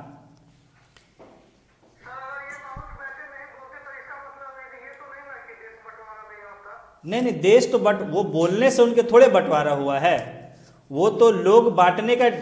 मैंने आपको बताया कि 1940 से ही मुस्लिम लीग ने बहुत कड़ाई से मांग शुरू कर दी थी, ठीक है। तो वो तो पहले ही, और उसमें और भी कई घटनाएं हैं जो अभी हमने डिटेल में नहीं पढ़ा है, बेसिक हमने अभी कवर किया है। तो उसमें हाँ, तो एक दिन तो उन्होंने तय कर दिया 1946 में, डायरेक्ट एक्शन डे के नाम से, कहा कि अब जो है बातचीत से कुछ नहीं होने वाला है, हमें सीधी कार्रवाई करनी पड़ेगी सड़क पर उतर के। जब कहने का मतलब है कत्लेआम मचाना पड़ेगा, तभी ये देश हमें अलग अपना देश देगा। तो डायरेक्ट एक्शन डे कर, और उस दिन पूरे देश में कत्लेआम हुआ था। तो इस तरह की घटनाएं घटी जिसके कारण कि सबको मजबूर होकर अपनाना पड़ा उनकी मांगों को और देश को बांटना पड़ा, ठीक है।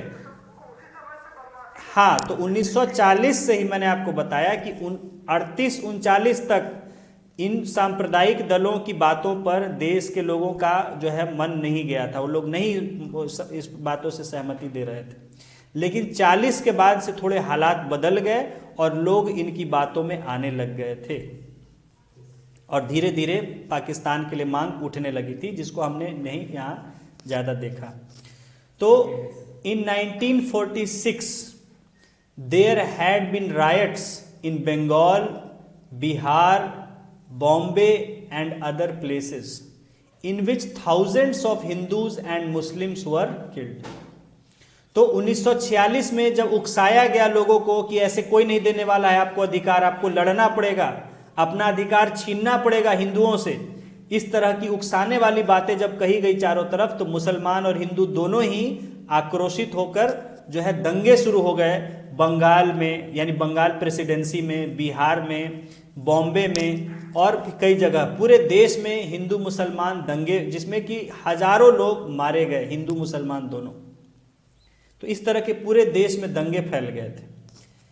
The announcement of partition was followed by more riots particularly in the Punjab. और जब ये घोषणा हो गई कि देश का बंटवारा हो जाएगा, तो इससे लोगों का और ज्यादा भय पैदा हो गया लोगों में, और लोगों में गुस्सा पैदा हो गया। आप नहीं समझ सकते हैं जब उसको आप डिटेल में पढ़ेंगे इतिहास में, तो कि बंटवारा कितनी क्या चीज होती है। जब लोगों को अपना अस्तित्व खतरे में, अपना सारा संपत्ति, जीवन का सब जमा पूंजी खतरे में दिखता है, तो लोग कुछ भी करने के लिए तैयार हो जाते हैं। तो जब ये खबर फैल गई कि बंटवारा होगा, अब ये पता नहीं था कि कौन भारत में रहेगा और कौन दूसरे देश जाएगा, तो पूरे देश में उथल पथल मच गई और जो हिंसा हो रही थी, जो दंगे हो रहे थे, वो और ज्यादा भयंकर हो गए।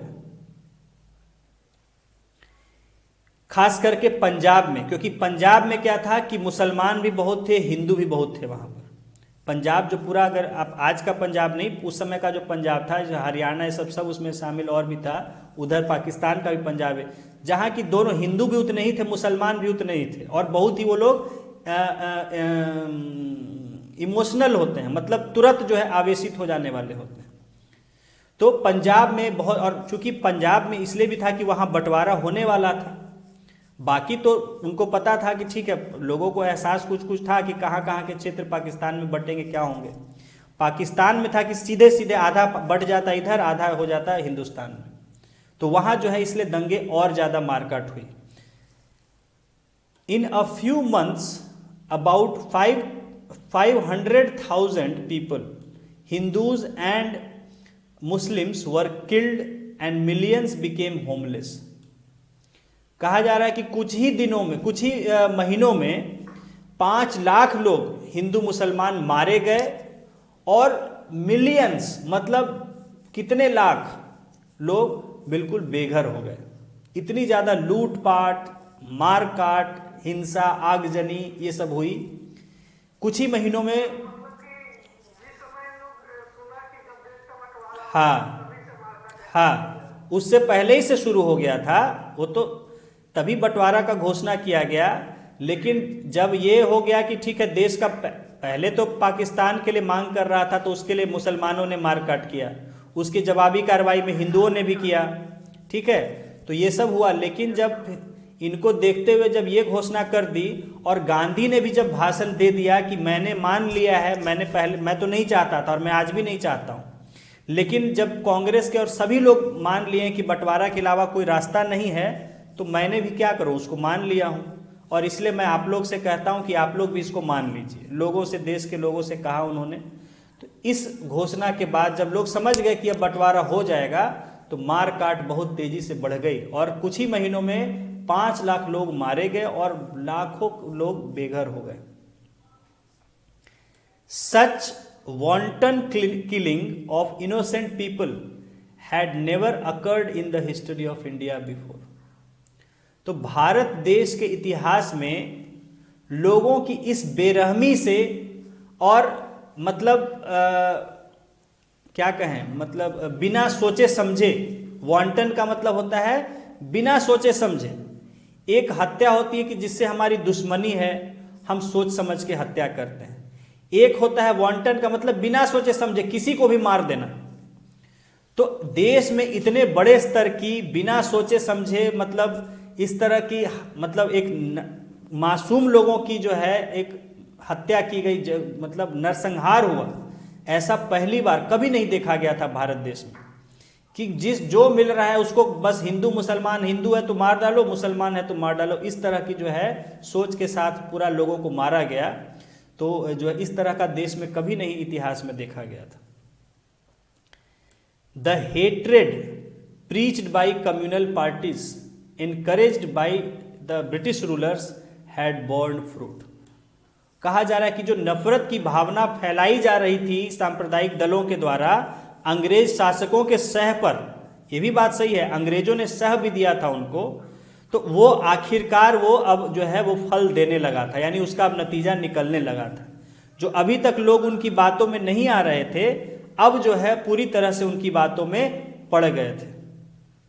तो है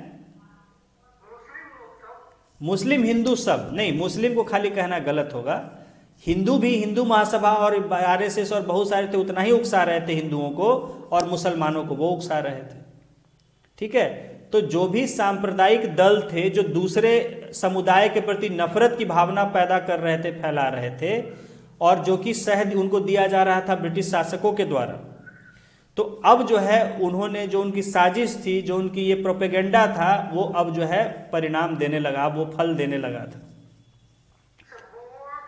बॉर्न फ्रूट मतलब अब उसका फल देने मिलना, यानी नतीजा मिलने लगा था उसका। हाँ, मोस्ट शेमलेस इनह्यूमन एक्ट्स वर परपेट्रेटेड। जो सबसे शर्मनाक अमानवीय जो घटनाएं हो सकती है, ऐसे जो कार्य हो सकते हैं, वो ऐसे अत्याचार लोगों पर किए गए। परपेट्रेटेड मतलब कि करना। तो शेमलेस शर्मनाक, बिना किसी शर्म के गलत सबको करना, व्यवहार औरतों से, बच्चों बच्चियों, महिलाओं, बूढ़ों, जवान, सब से इस तरह का सब लूटपाट और जो कुछ भी कर सकते थे लोग, तो सबसे शर्मनाक और इनह्यूमन अमानवीय, जो आदमी के लायक नहीं है, जानवरों की तरह समझा गया दूसरे समुदाय के लोगों को, और जानवरों की तरह उनको ट्रीट किया गया। तो ऐसे कार्य जो है इस समय लोगों के द्वारा किए गए। Many people of all communities devoted themselves to the cause of restoring sanity।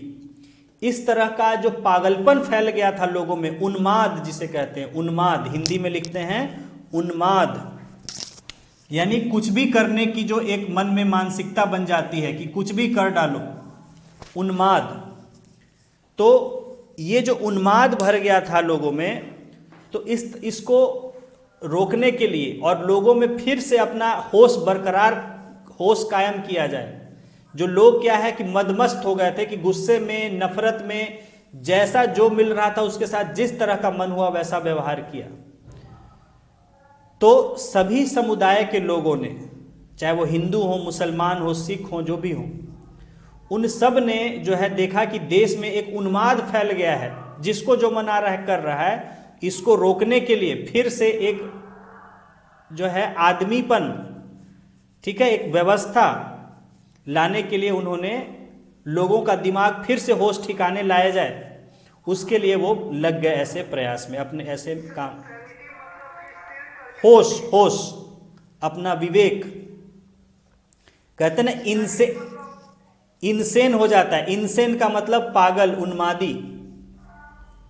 तो सेनिटी होता है यानी दिमाग आपका होश में है, आप अपने काबू में हैं।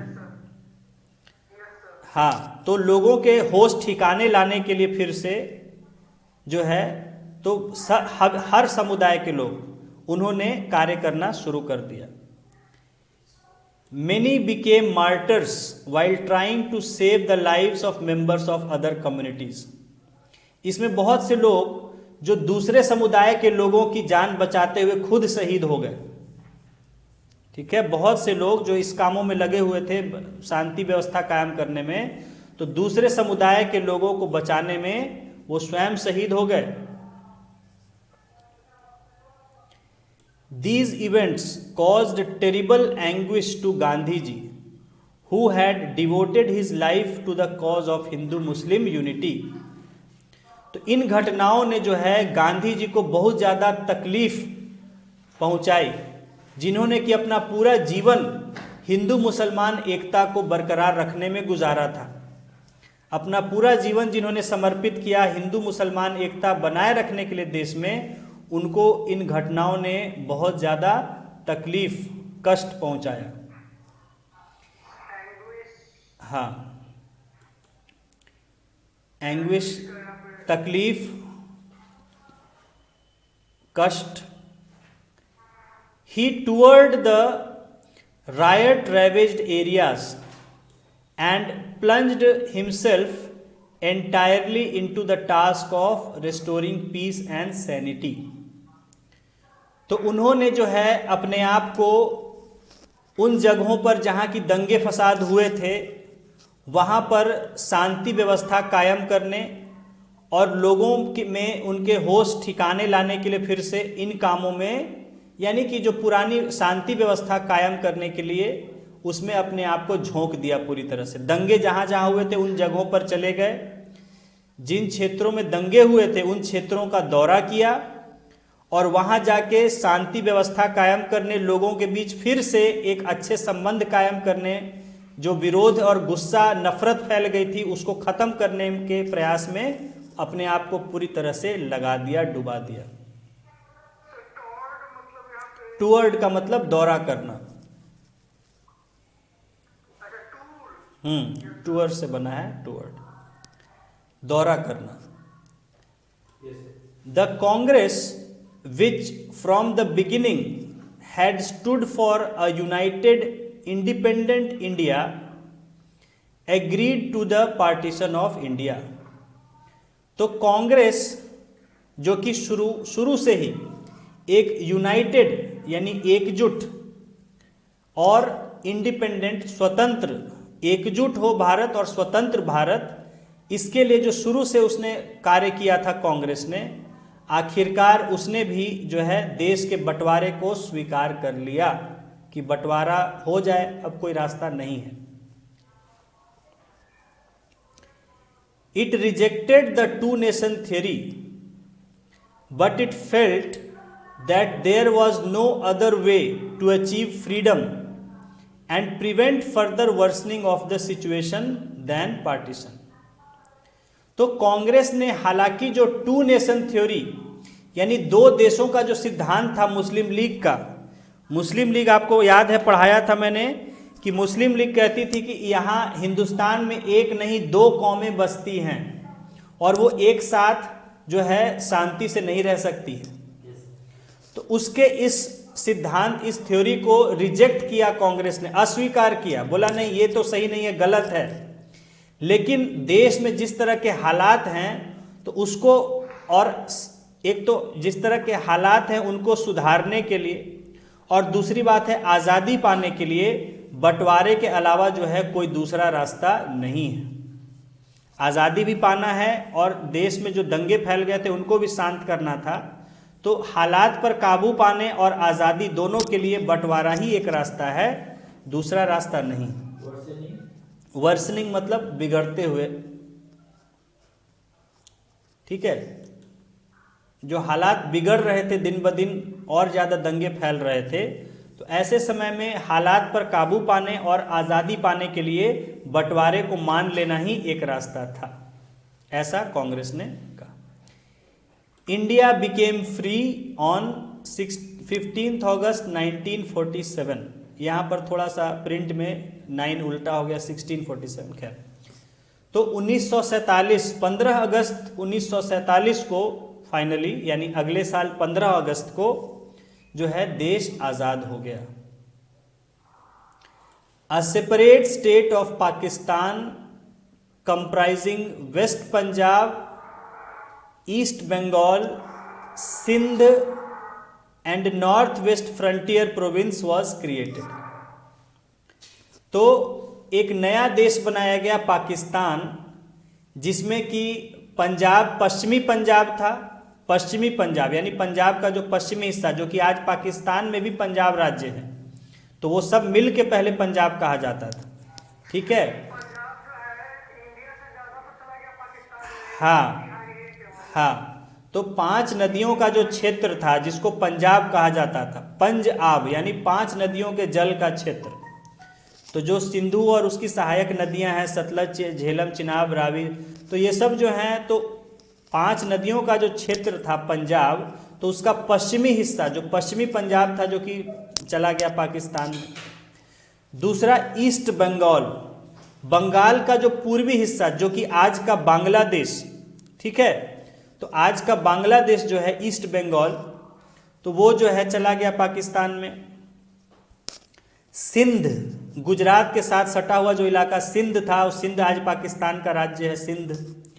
और नॉर्थ वेस्ट फ्रंटियर प्रोविंस, और साथ ही साथ पंजाब राजस्थान के जो सटा हुआ जो उस समय बॉर्डर था, नॉर्थ वेस्ट फ्रंटियर प्रोविंस जो एरिया था, वो जो है वहाँ चला गया। तो इनको मिला के जो है, जिसको अब बलूचिस्तान वो लोग कहते हैं, तो north west frontier province Pakistan बन गया, वेस्ट पंजाब, ईस्ट बंगाल, सिंध और नॉर्थ वेस्ट फ्रंटियर प्रोविंस, ये सब पाकिस्तान में। हालांकि हैदराबाद का भी मूड था पाकिस्तान में मिलने का, वो बोला हम यहीं रह के पाकिस्तान का क्षेत्र रहेंगे, लेकिन उसके जो पॉसिबल नहीं था सही तरीके से, तो पटेल ने खैर उसको मिलाया बाद में, तो पाकिस्तान देश इस तरह से बन गया। द इंडियन पीपल, वो अब उसको बलूचिस्तान कहा जाता है। हाँ, जो पाकिस्तान में पंजाब राजस्थान से सटा हुआ जो इलाका है उसको बलूचिस्तान कहते हैं। ठीक है, तो the Indian people after their century long struggle had thrown out the foreign yoke, even though it happened in the midst of unimaginable tragedies। ठीक है, कहा जा रहा है कि आखिरकार भारतीय लोगों ने अपने कई सैकड़ों साल के, सेंचुरी लॉन्ग, 100 साल से भी ज़्यादा का, 100 साल लगा 1857 से, उसके पहले से, और 1947, तो 100 साल से भी ज़्यादा का जो है वो जो संघर्ष चला आज़ादी के लिए, आखिरकार उसने उखाड़ फेंका है। नहीं, राज किया करना नहीं, संघर्ष की बात हो रही है। तो 100 साल से ज़्यादा लंबे संघर्ष का जो है करके आखिर का फॉरेन योग, योग का मतलब होता है ढांचा, योग का मतलब होता है, देखिए जो हल हो, आप ये हल करें, कभी बैलगाड़ी या कोई पहिया देखे होंगे तो उसमें जो बाहरी या साइकिल का जो फ्रेम जैसे होता है ना, साइकिल के टायर या बाइक के टायर जो फ्रेम होता है ना, उसमें ही चक्का वो पकड़ के रखता है ना चक्के को, तो उसी तरह योग उसको कहा जाता है। हाँ, तो कहने का मतलब है कि जो विदेशी ढांचा, यानी जो विदेशी सरकार यहाँ हावी हो गई थी, कायम हो गई थी, उसको 100 साल के संघर्ष के बाद भारतीय जनता ने देश से उखाड़ फेंका। Even though it happened in midst of unimaginable tragedies, हालांकि ये सब जो घटना हुई, यानी विदेशी शासन को उखाड़ फेंका, लेकिन उस समय इस तरह के देश में जो कल्पना नहीं की जा सकते, इस तरह के दुखद जो है कांड हुए। उन दुखद कांडों के बीच में जो है देश ने विदेशी शासन को उखाड़ फेंका। कांड, दुखद घटनाएं। Jawaharlal Nehru became the first prime minister of free India, और स्वतंत्र भारत के, आज़ाद भारत के पहले जो प्रधानमंत्री हुए जवाहरलाल नेहरू बने। At the stroke of the midnight hour when 15th August dawned, India, as Nehru said, awoke to life and freedom। ठीक है, तो जब 15 अगस्त की रात, यानी 14 अगस्त की रात 12 बजे जब हुई, जब 15 अगस्त और 14 अगस्त के बीच की जो रात थी 12 बजे, तो उस 12 बजे का, जैसे घड़ी में 12 बजे, उस समय से देश आज़ाद हो गया। तो सब लोग इंतजार कर रहे थे 12 बजे की सेकंड होगी सुई, उस समय से हम लोग आज़ाद मान लिए गए। हाँ, तो नेहरू ने उस समय भाषण दिया था, जैसे ही 12 बजे थे हैं। हाँ, रात से होती है, जब कोई घटना होती है तो उसकी शुरुआत उस दिन के क्योंकि 00 आवर्स जो होता है 0 आवर है ना। हाँ, 24 घंटे का दिन है तो 0 आवर से माना जाता है। तो इसी 14-15 अगस्त के जो बीच का वो था। हाँ,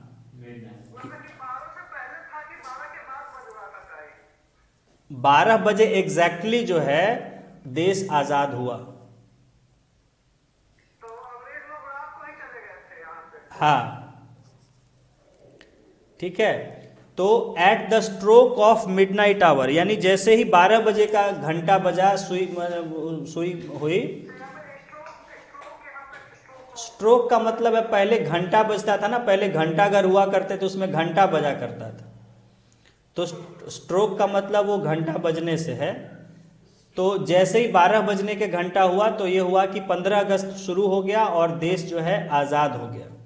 और उसी समय नेहरू ने देश के लिए भाषण दिया था, उस भाषण का नाम था ट्रिस्ट विथ डेस्टिनी। लिख लीजिए, TRYST, tourist with destiny. TRYST, tourist with destiny. ठीक है। तो ट्रिस्ट का मतलब होता है एक मुलाकात, एक मुलाकात होता है। ट्रिस्ट का मतलब मुलाकात, डेस्टिनी भाग्य, यानी देश अब अपनी किस्मत से मिल रहा था, अपने भविष्य से, जो देश का भविष्य था उससे भेंट कर रहे थे हम। तो ट्रिस्ट विथ डेस्टिनी के नाम से उन्होंने स्पीच दिया कि long years ago we made a tryst with destiny, यानी 1857 को उन्होंने याद किया। उस समय कहा कि बहुत साल पहले हमने अपने भविष्य से एक मुलाकात किया था कि हम किस तरह, यानी कहने का मतलब हम लोग ने सोचा था कि क्या भविष्य चाहते हैं जब विद्रोह हुआ था 57 में। तो long years ago we made a tryst with destiny and now the time comes when we shall redeem our pledge, not wholly or partially substantially but in full measure. उन्होंने कहा कि और ये समय आ गया जब हमने जो उस समय शपथ ली थी उसको फिर से दोहराएं। ठीक है, जो है सिर्फ शब्दों में नहीं बल्कि जो भावना थी पूरी तरह से उस भावना को सार्थक रखते हुए। At the stroke of the midnight hour, ये भाषण का पार्ट है इसलिए शब्दों को यहां वहां से उठाया गया। At the stroke of the midnight hour when the world sleeps India awakes to life and freedom. ठीक है, तो जब ये 12 बजे का घंटा, जब दुनिया सो रही है तो भारत जो है एक नए जीवन और एक नई आजादी के लिए जाग रहा है। A moment comes but rarely in history when a nation awakes to a new destiny. कहा कि एक ऐसा समय किसी देश के इतिहास में बहुत कम आता है जब देश अपने भविष्य से फिर से एक नजरें मिलाता है।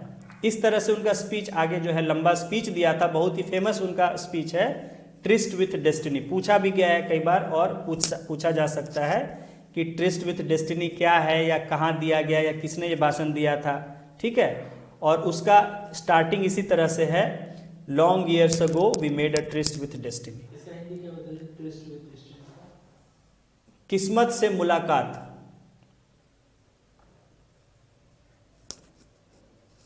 ठीक है, तो हाँ, तो यही यहाँ पर उनके शब्दों को लेते हुए लिखा गया है कि at the stroke of the midnight hour when 15th August dawned, यानी कि जब भोर हुआ 15 अगस्त का, India awoke to life and freedom. तो नेहरू ने कहा कि भारत जो है जाग रहा है, जब दुनिया सो रहा है, रात के 12 बजे जब पूरी दुनिया सो रही है, लेकिन हम जाग रहे हैं किसके उस प्रति, हम एक नए जीवन और एक नए आज़ादी के लिए जाग रहे हैं। ठीक है, डॉन भोर होने का, भोर होना, जो सुबह जो पौ फटता है ना, भोर होती है सूरज उगने के साथ। तो ये कह रहा है कि हाँ, तो उसी से वर्ब, यानी जैसे 15 अगस्त की जैसे जैसे शुरुआत हो रही है इस दिन की सुबह की, वो कहा जा रहा है। हाँ, तो ये जो है आज़ाद हो गया देश 15 अगस्त की रात में, और जो है नेहरू का भाषण हुआ था, ट्रिस्ट विथ डेस्टिनी, जो इंग्लिश में उन्होंने भाषण दिया था। The constituent assembly also began to function as the parliament of independent India. और संविधान सभा ने भी जो है, जो संविधान सभा बनी थी जब देश आज़ाद हुआ, तो उसने एक तरह से देश की संसद के रूप में, आज़ाद देश की संसद के रूप में, यानी कि जहां पर देश के मसले पर बहस होती थी और फैसले लिए जाते थे। संसद क्या होती है? जहां देश के लिए बहस की जाती है और कानून बनाया जाता है, फैसले लिए जाते हैं। तो अभी जब तक जो है एक संविधान नहीं बना था, और तो तब तक के लिए जो है संविधान सभा इस देश की संसद के रूप में, पार्लियामेंट के रूप में, आज़ाद देश भारत की पार्लियामेंट के रूप में काम कर रही थी। On 14th August, Jawaharlal Nehru, in his address to the assembly, outlined the tasks that lay ahead before the Indian people. तो ठीक है, ये आप जो है नीचे इसमें फोटो दिया गया है, तो ये फोटो उसी समय का है जब 15 अगस्त यानी 14-15 अगस्त की रात जब आज़ाद हो रहा था, और नेहरू को माउंटबेटन जो है वो प्रधानमंत्री पद की शपथ दिला रहे हैं। तो इस फोटो में आप देख सकते हैं कि नेहरू शपथ ले रहे हैं, माउंटबेटन बगल में शपथ उनको पढ़ा रहे हैं, और पीछे जो है लेडी माउंटबेटन जो है वो खड़ी हैं, देख रही हैं, अगल बगल सब नेता लोग खड़े हैं शपथ ग्रहण करने के लिए। नई सरकार जो है देश की, वो शपथ ग्रहण कर रही थी। तो इसी में वो भाषण, संविधान सभा में ही सब लोग मौजूद थे, और 12 बजे का इंतजार कर रहे थे कि जैसे ही सुई 12 बजेगा हम लोग, देश आज़ाद हो जाएगा।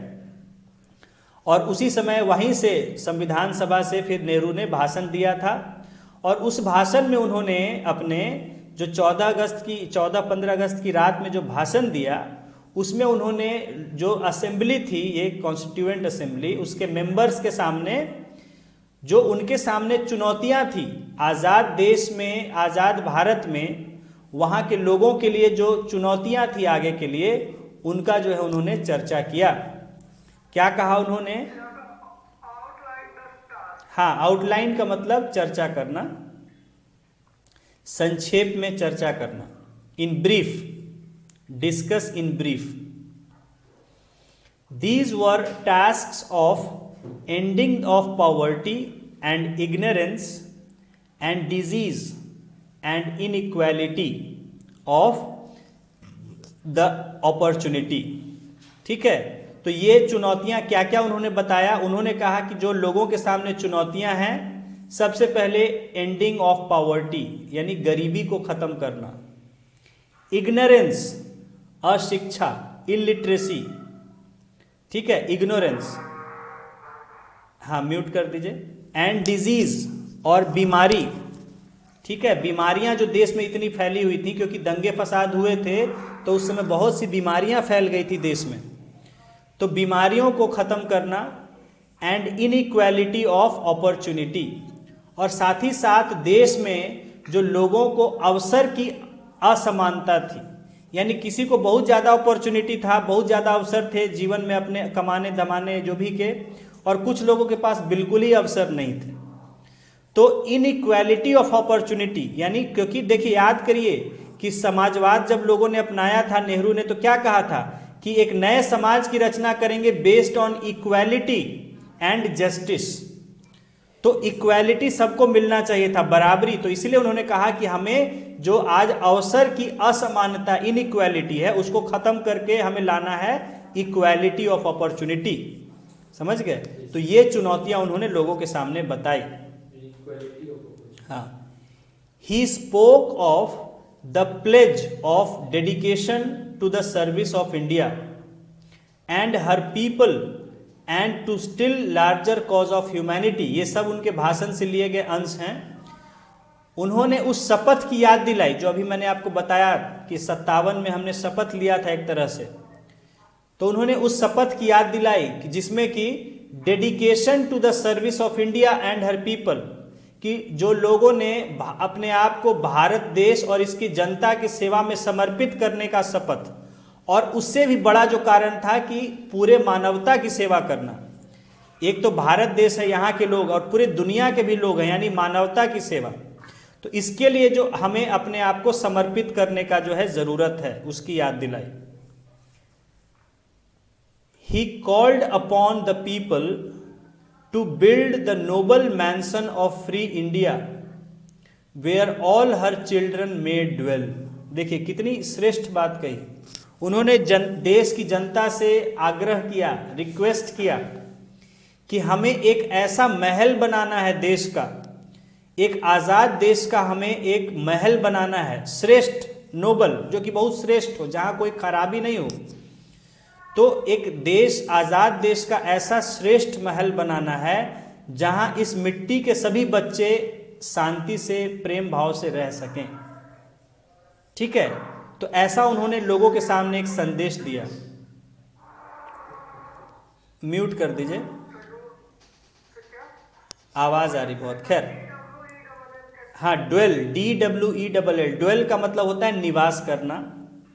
ठीक है, हाँ, मैंसन का मतलब होता है महल, नोबल का मतलब श्रेष्ठ। ठीक है, तो उन्होंने एक संदेश दिया लोगों को कि हमें आज़ाद देश का एक ऐसा श्रेष्ठ महल बनाना है जहां इस देश के सभी बच्चे, इस मिट्टी के सभी बच्चे प्रेम पूर्वक रह सकें। ठीक है, the Indian people became masters of their own destiny.